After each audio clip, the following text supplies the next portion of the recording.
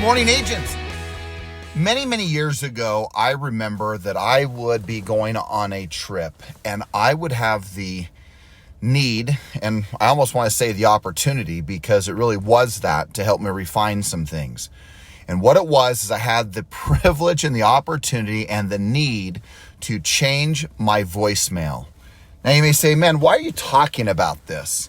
Well, it became an overwhelming reality that I couldn't even put a voicemail message without a stumbling of my message, a stumbling of what I was going to say. And I remember over and over again, I would say things like, hello, you've reached the voicemail of George Morris. Leave your information, I'll return your call as soon as I can. I could not leave that message, as simple as that is, without a stumble. And then I would expand it, of course, saying, hi, you've reached see, look at this, I haven't done it for a while. Hi, you've reached the voicemail of George Morris with Everest.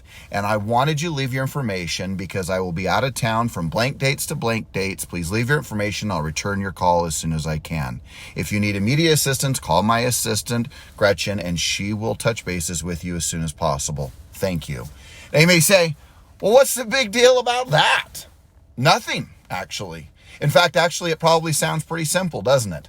In fact, it sounds so easy that, look, you should be able to do it also. No question.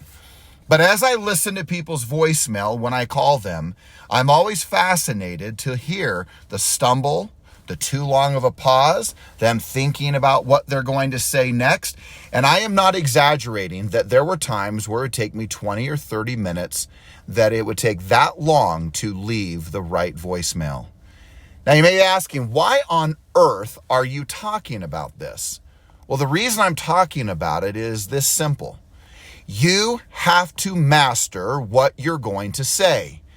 So as much focus as we want to make, people say, well, George, you always talk about, right, know what to say, but more importantly, know how to say it. Totally agree with you.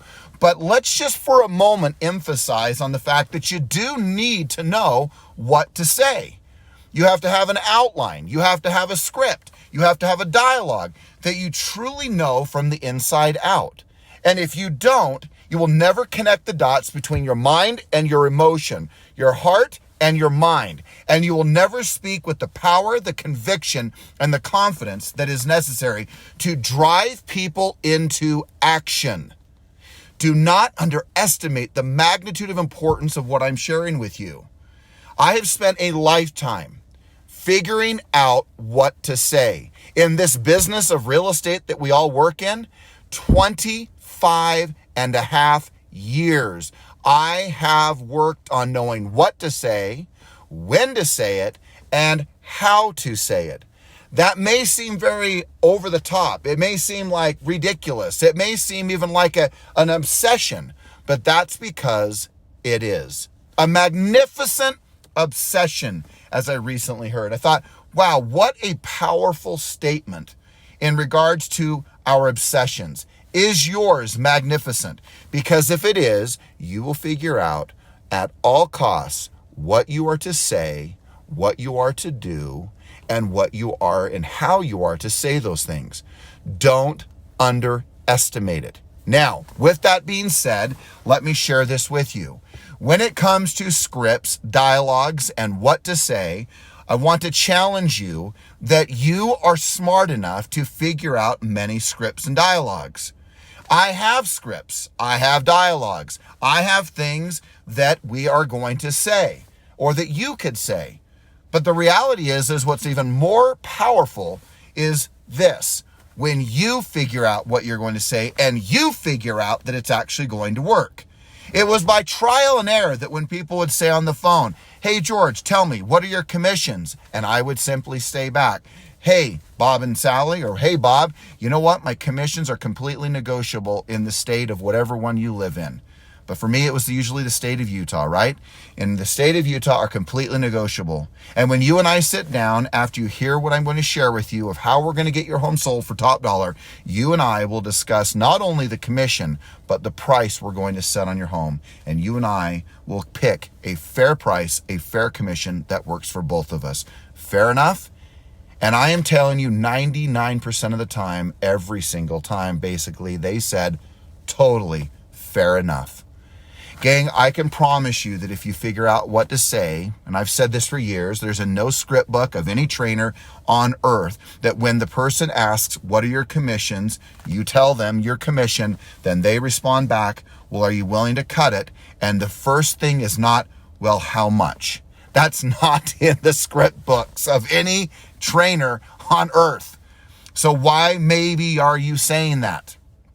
Look, in the end, what makes you powerful in scripting is the ability to ask questions. When they ask you, will you cut your commission? Just the simple tone of, you want me to cut your commission. Interesting. May I ask, may you share with me how it is you want me to cut my commission? What's important about cutting my commission? Why do you need me to cut your commission or my commission? Gang, all of these different questions are what open up the dialogue to really get down to the nitty-gritty. And if you get a good enough skill set, which I believe that you each are entitled and can get, you will come up with great scripts. When people used to say, well, it's because I want to earn more money on the sale of my home. And I say, you know what? You're right. That is the very reason you need to pay me the commission I'm asking, so that I can help you get the most money possible on the sale of your home. And that's what you want. And frankly, Bob, if I can't negotiate 1 extra % on the sale of your home, I'm probably not the guy for you. Wouldn't you agree? Well, yeah. Great. Let's take care of the paperwork, and let's not let commission be a reason we don't get your home sold. How do you spell your first name? Or great, let's take care of the paperwork. Fair enough? Fair enough. You may say, oh, come on, George, it's not that simple. Gang, it is that simple once you get clear on what you're going to say, when you're going to say something, and how you're going to say it. Let's not get tied up into this idea that it doesn't have anything to do with what you say, because it does. Now, you might say, well, George, you've been talking so much about my presence. Absolutely. And here's what's interesting. The quickest way to improving your mindset is improving your skill set. Let me repeat that. The quickest way to improve your mindset, your mental toughness, your confidence, your certainty, your belief, whatever you want to call it, whatever word resonates within you, is the quickest way to elevate it is to know what to say. Elevating your skills goes hand in hand with building the right mental toughness. Don't underestimate it, because it is that important, it is that critical that you elevate it. So get serious for your career. Master your craft. Stop letting real estate be something that you just get by in. Stop letting real estate be a hobby. Stop letting real estate and the conversion of clientele be just something of hope. Hope is not a strategy for business. Hope is not a strategy to getting a home sold. Hope is not a strategy for finding a potential client. Those are actions. That is a belief. Might even be faith and then action followed up with it. But it is not hope, right? It is not, well, you don't tell your client, I hope I can sell the home. No, I will sell the home. In perfect faith, I will get you the home. I will find you the home. I will sell your home. We will do whatever it takes to get the home sold, as long as it is morally and ethically correct.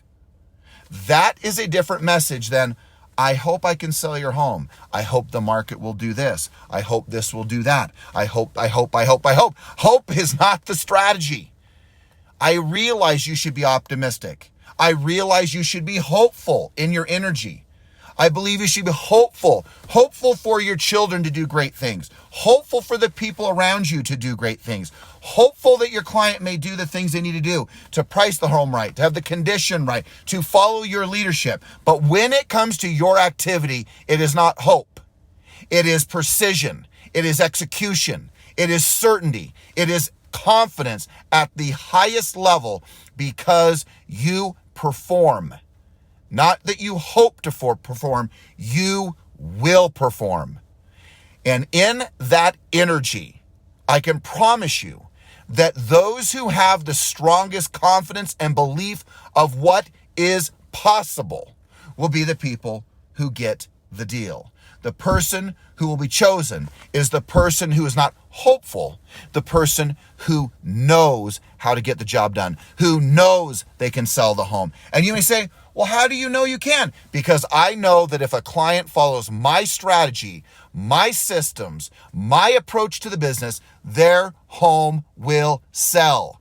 We will find the right home. That is what will happen.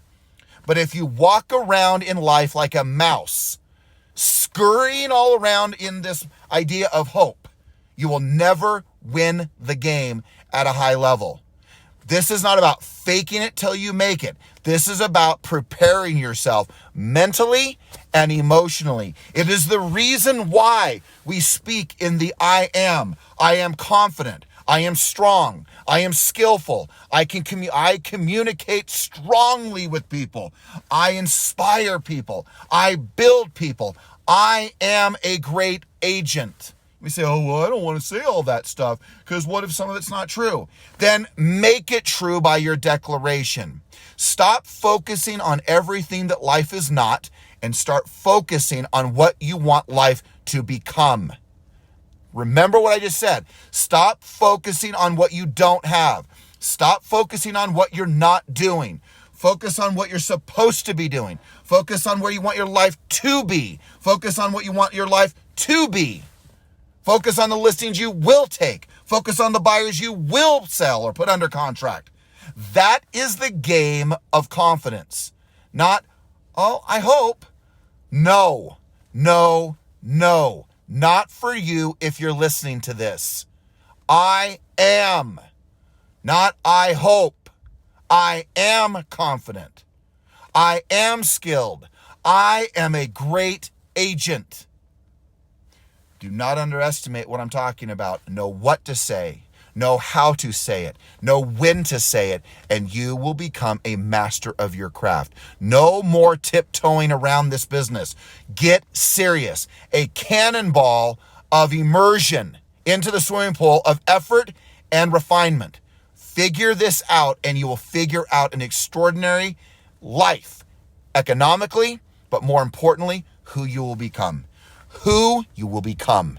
And if you're like me, you may believe like me. You may not, but I believe that whoever you are, whatever you become, whatever you learn, whatever you master, you take with you.